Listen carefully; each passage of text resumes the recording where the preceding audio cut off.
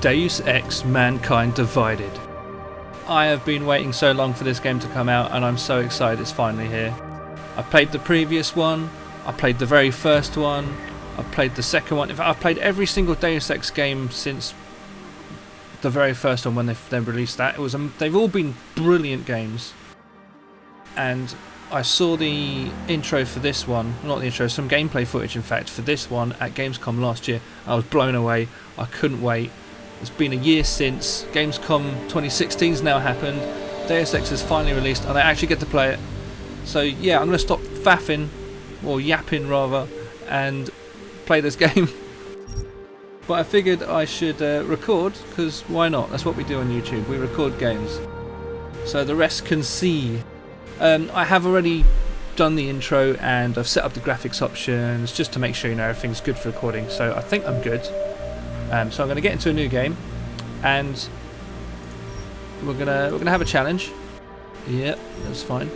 And now there's a 12-minute recap video. So yeah, this video will show you everything that happened in the first game and bring you up to speed so that you're able to play or watch, as it were, this game. And I'm going to shut up whilst that plays. So I'll see you in 12 minutes. The year was 2027. Advances in biotechnology were helping people improve their physical and mental abilities to an amazing degree. Provided, of course, they had enough money. A new breed of people was emerging, half human, half machine. And in Detroit at least, not everyone was happy to see it. I'd just landed a job as head of security at Sarif Industries, a cutting-edge biotech firm.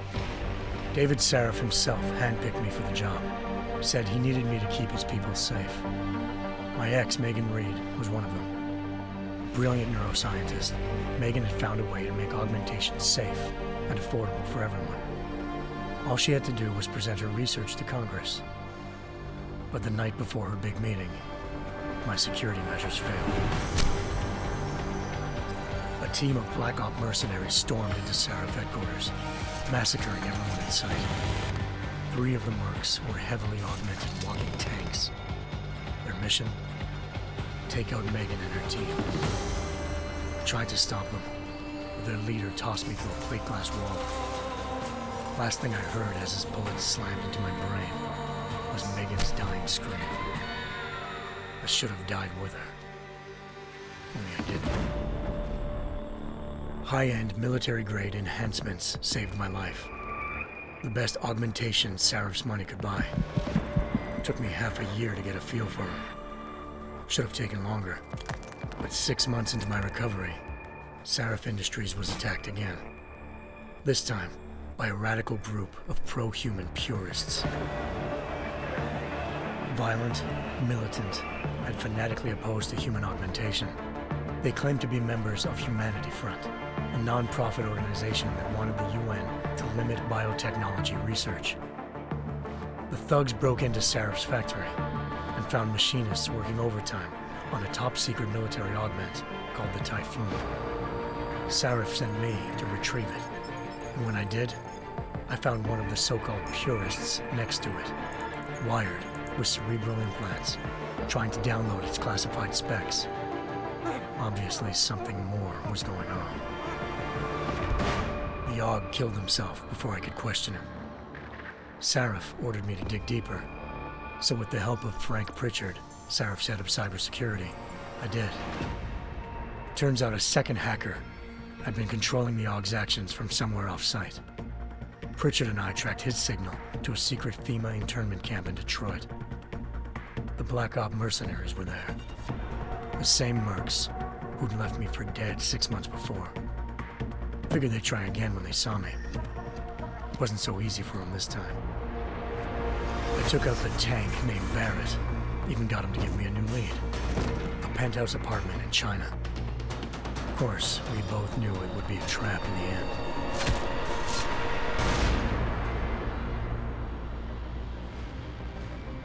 Hengsha Island, China.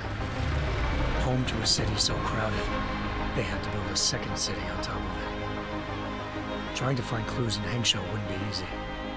Lucky for me, I wasn't alone. Farida Malik, Sarif Industries' ace pilot, had lived in Hengsha before. A good person to have on your side. She knew enough about the place to get me around. Malik dropped me in the lower city, close to the penthouse Barrett had told me about. Bell Tower Associates, a private security firm under contract to the Chinese government, had agents tossing the suite when I arrived. Just not for the reason I'd been expecting. Turns out the man who lived there was a criminal hacker named Van Bruggen. The same hacker who'd been remotely controlling the AUG in Sarah's factory. Van Bruggen's panicked decision to force the man to commit suicide had been a mistake. Now his mercenary partners were gunning for him, and I needed to find him before they did. Locating Van Bruggen meant playing nice with the Triads, Hengsha's organized crime lords. They had the hacker holed up inside a low-rent capsule hotel. By the time I found him, Van Bruggen had no qualms giving up the woman who hired him. Zhao Yunru, president of the Taiyang Medical Corporation. According to Van Bruggen, Zhao wanted to monopolize the augmentation industry and had hired Black Op mercenaries to destabilize her competition. Seraph Industries was at the top of her list. To prove this, I needed to get inside TYM and grab a surveillance hologram off a server. I suspected Van Bruggen was hiding something when he told me this, but nothing could have prepared me for what I saw. Megan wasn't dead. She and her 4 best researchers had been kidnapped, spirited away somewhere while their kidnappers made it look like they were dead. Desperate to learn more, I confronted Zhao in her penthouse. She claimed to be a pawn in a bigger plan, and hinted at a group so powerful it controlled global interests at a whim. Then she slipped into a panic room and hit the alarm, forcing me to make a very quick exit. I figured Zhao was lying, but part of her confession made sense. David Saraf had been worried about his people. So worried, he'd required all of them to have subdermal locator devices surgically implanted. The GPOs would have been broadcasting the day of the attack. But Zhao said a single call to Picus, the world's leader in global 24-hour satellite news, had turned those signals off. I needed to fly to Picus headquarters in Montreal if I wanted to learn more.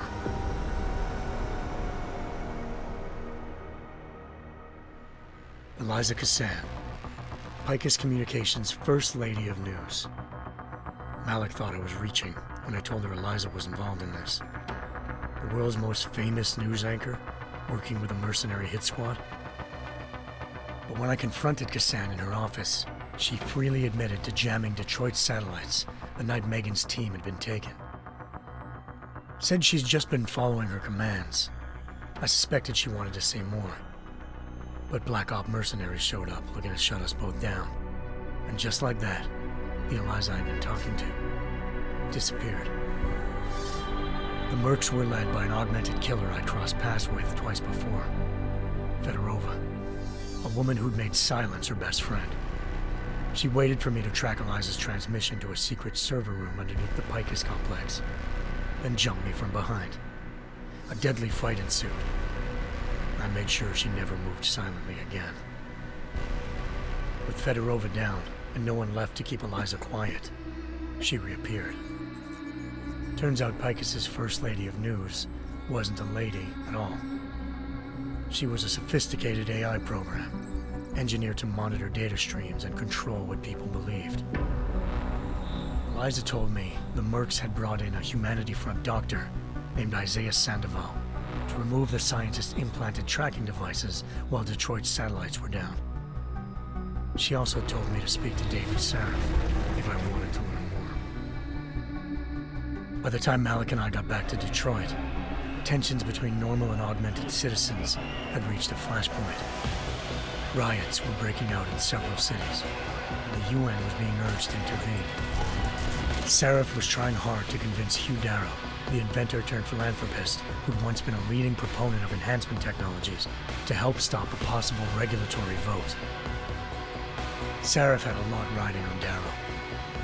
Megan's discovery would have given millions of people the chance to evolve beyond their normal human abilities, and at the same time catapulted Saraf Industries to the top of the Fortune 500.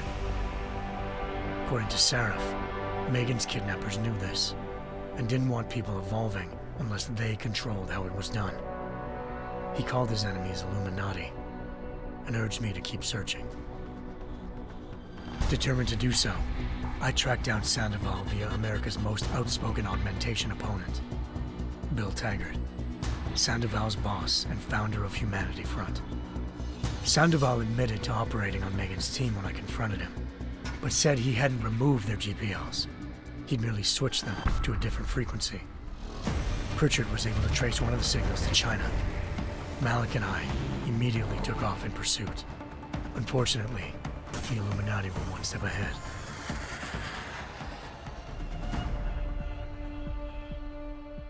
Ambushed. Shot out of the sky by Bell Tower Associates, seconds after entering Hengsha's airspace. Malik's piloting skills saved me. After a tense and bitter struggle, I escaped into Lower Hengsha. The tracking signal I was following led straight to the Triads, or more specifically, to the augmented arm of Tong Si-hung, leader of a gang of augmentation harvesters. Tong said they'd taken the arm off a corpse, which Bell Tower had left at their door, meaning at least one of Seraph's scientists was dead. Maybe not the rest of them, though. Tong pointed me to a port used for human trafficking and helped me slip aboard a Bell Tower ship.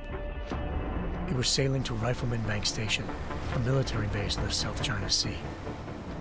Bell Tower was holding kidnapped civilians as prisoners there, and using them to perfect the Hyron Project, a human-computer interface that left most of its test subjects dead. My search for Megan would have ended then, if not for a mysterious ally named Quinn. In exchange for my help exposing Bell Tower, he slipped me aboard a second ship headed to Singapore, and an Illuminati-run biotech facility called Omega Ranch.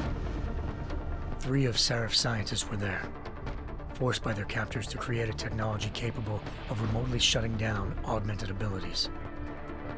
Thanks to an emergency recall notice issued by the World Health Organization, millions of people all over the world already had the biochip installed.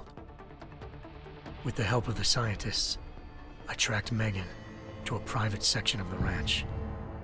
There, I ran into Yaron Namir, the walking tank who'd put a bullet in my brain the first time we met. He'd teamed up with Zhao and was hoping to catch me off guard. Their little ambush didn't work. I found Megan in a suite belonging to Hugh Darrow, the billionaire philanthropist who'd Seraph had called on for help. Darrow had convinced her to go along with the biochip plan by promising to sabotage the tech. As she was explaining this, Darrow appeared in a global broadcast, telling the world that augmentations would be the death of mankind. Then he activated the biochips to prove his point. All over the world, augmented people flew into a killing frenzy. Darrow had betrayed everyone, and it was up to me to set things right. To do it, I had to reach Panchaea, a massive installation in the Arctic Ocean. As I raced through corridors built by an all-augmented workforce, I saw death and destruction firsthand. By the time I shut down Darrow's broadcast, I knew the damage he'd done. Still, humanity's future remained unclear. How would the world react to this sabotage? Would people ever regain their faith in augmentations again? What would be the Illuminati's next move? Only time could give us the answers.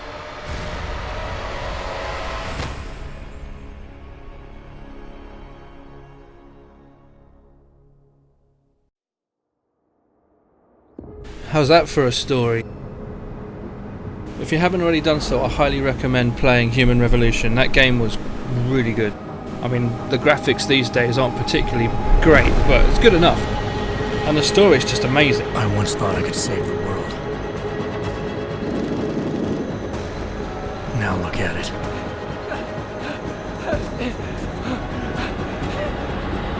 In yet another augmented terror attack, 251 passengers aboard Sister Airlines Flight 451 were killed when an augmented passenger broke into the plane's cockpit and ruthlessly butchered its flight crew.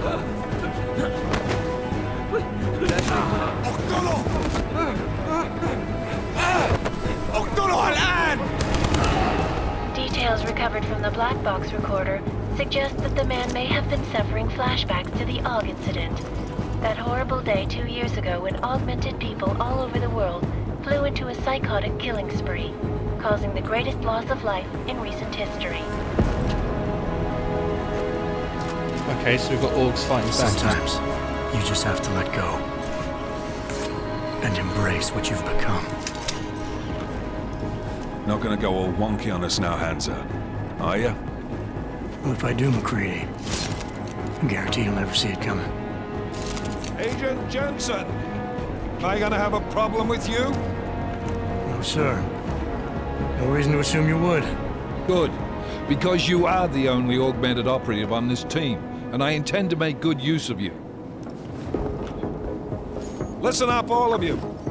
We got a sandstorm barreling down our ass and we can't afford to make mistakes. We're going after this man, an arms dealer named Shepard. He's ex-Bell Tower, one of the Special Forces commanders who disappeared during the incident. And he's come out of hiding. That cannot be good. It's not.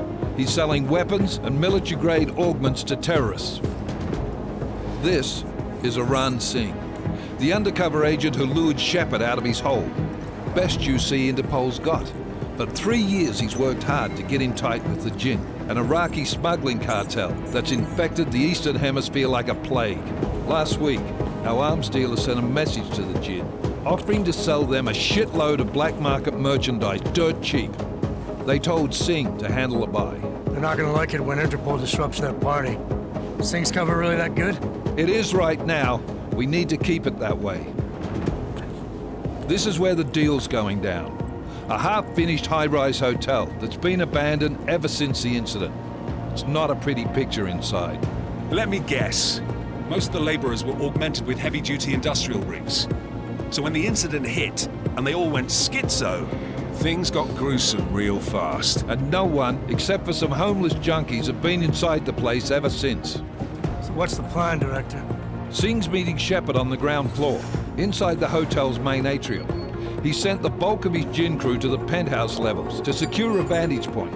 I want McCready's team to take up positions overlooking the atrium and make the arrest.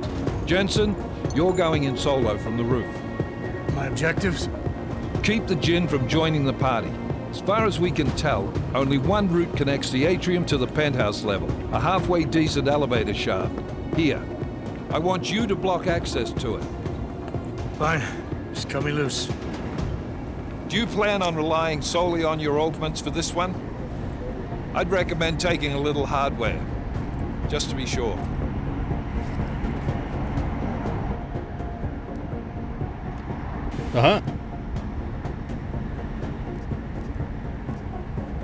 So I get choices to start with already. Alright, well we'll go non-lethal. We've got a UC in there. Might be easier to maintain his cover if he's not the only one still breathing when this is done. Smart thinking. Yeah, but if anything does happen to him, you'll be telling his wife. After you get out of the hospital, of course. What about range? There's lots of wide spaces and high ceilings in there, but a number of tight and constrained rooms too. So it's a crapshoot, really. Distance weapon, tranquilizer rifle, or short range weapon stun gun. I like the tranquilizer rifle. Well, I'm not looking to play dice with anyone in there. Give me something with distance. Your call. Less chance of being seen and compromising Singh that way.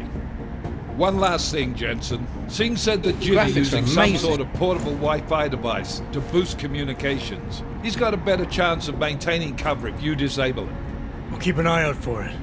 But aren't we on the clock here? You said there's a sandstorm moving in. There is, and we got the intel on this mission at the very last minute.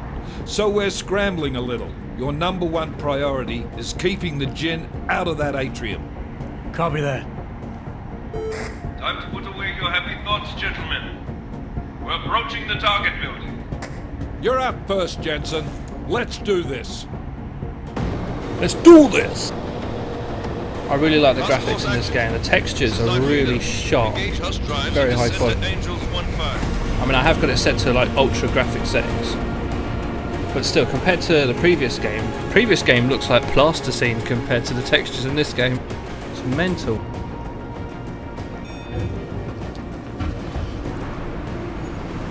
The cutscene's not quite as sharp though.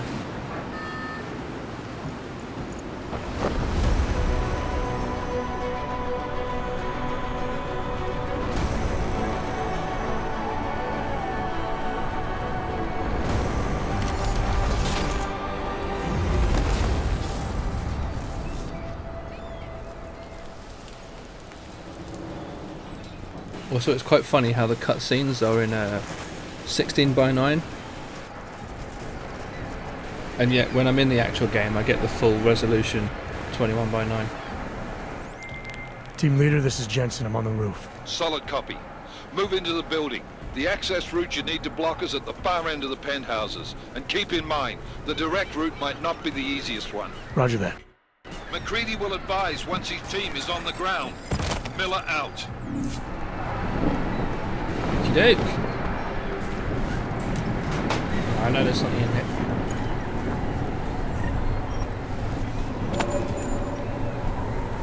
Now we... Yeah, these triangle code things, there's something to do with a mobile phone app. You can scan the codes into your mobile app. And,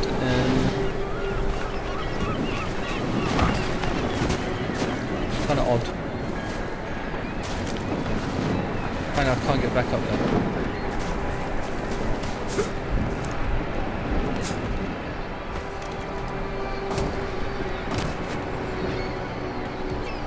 Okay. So yeah, this is as far as I've got, really. So everything else from now on is brand new. That's pretty cool.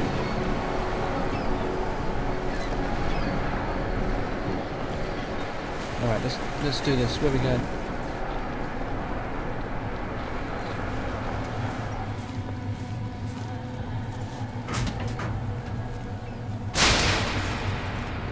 Bit loud, so I can rotate, throw random stuff.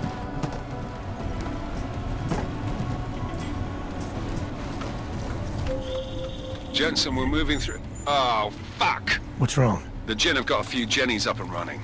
Gonna have to hack keypads. Should enjoy it, McCready. They have colors and shapes. Just remember, red means bad. Fuck you.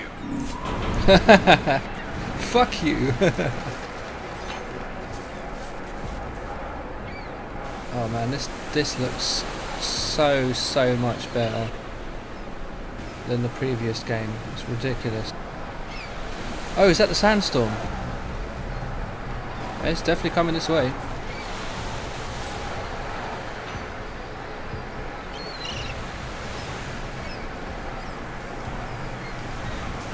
Ooh, okay.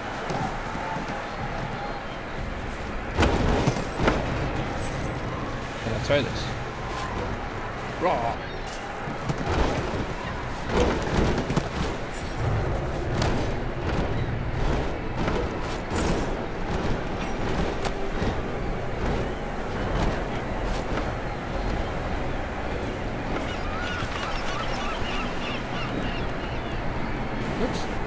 Seems to be a lot of sharpening in this game though.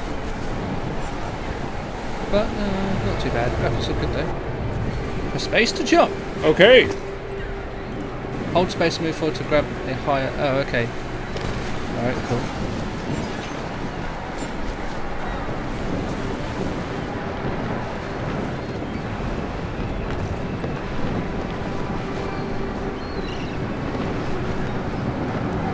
I assume my FOV is okay.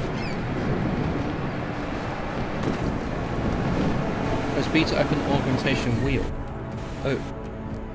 To equip smart vision, press left middle mouse button to assign it and exit the augmentation with escape. To equip smart vision. Smart vision cost low. Ammo low. Medium. Middle mouse button to assign.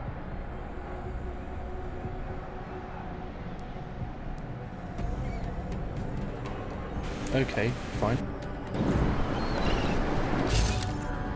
Ooh, smart vision. So I guess this is like seeing through walls from the first game.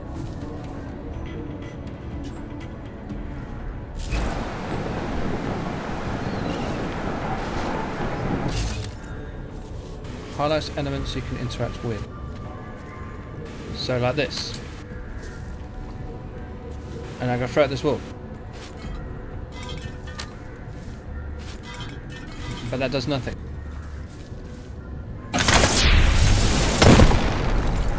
Did that work?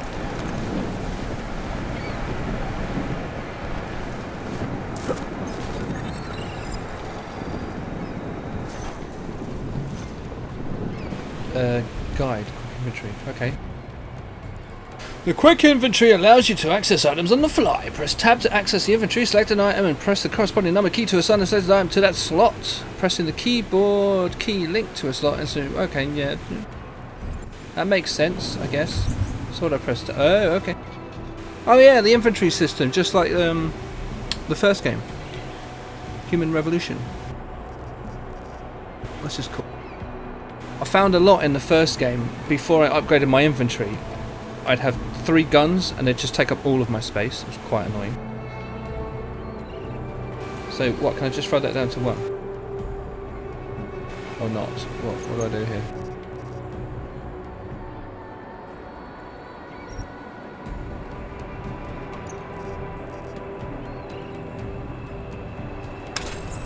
Ah, there we go. Okay. What's this? Smoke grenade. Battery on number 3. Ooh, back in. Hypostim injector. What do you do?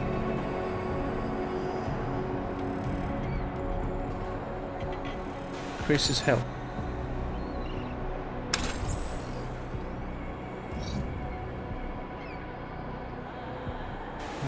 Energy. This one gives me energy. Okay. What are these? Oh, tranquilizer ammo for my rifle and typhoon ammo. What is typhoon ammo?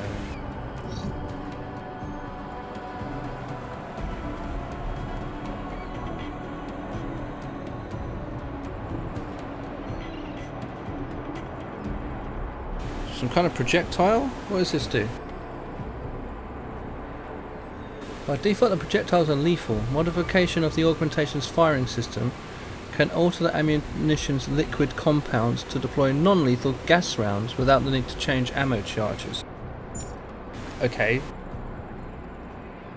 I don't know how to use Typhoon. Guess I'll find out soon. Right, so what we got? This is my marker. That's a door. Restore power to the keypad.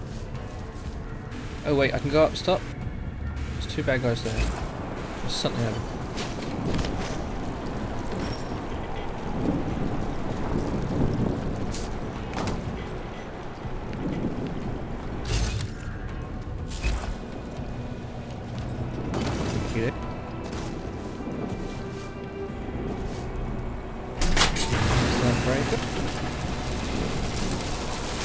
Now the next room is covered in crap. But that's fine. Because I could just sneak along.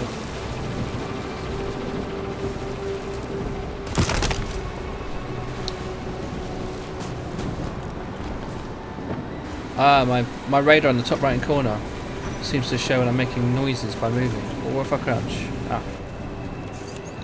So crouching doesn't make any sound. I need to hack. Hacking network info. Security rating 1. Attempts F5 of 5. Enter passcode. Don't have one. Can I hack? Yes. Press Q. Ooh. Use the mouse to navigate between nodes. Press C to capture the node. Okay. So do I just want to capture that one? Wait, where do I start? Do I start in the... Oh, there it goes. Do I not start in the middle?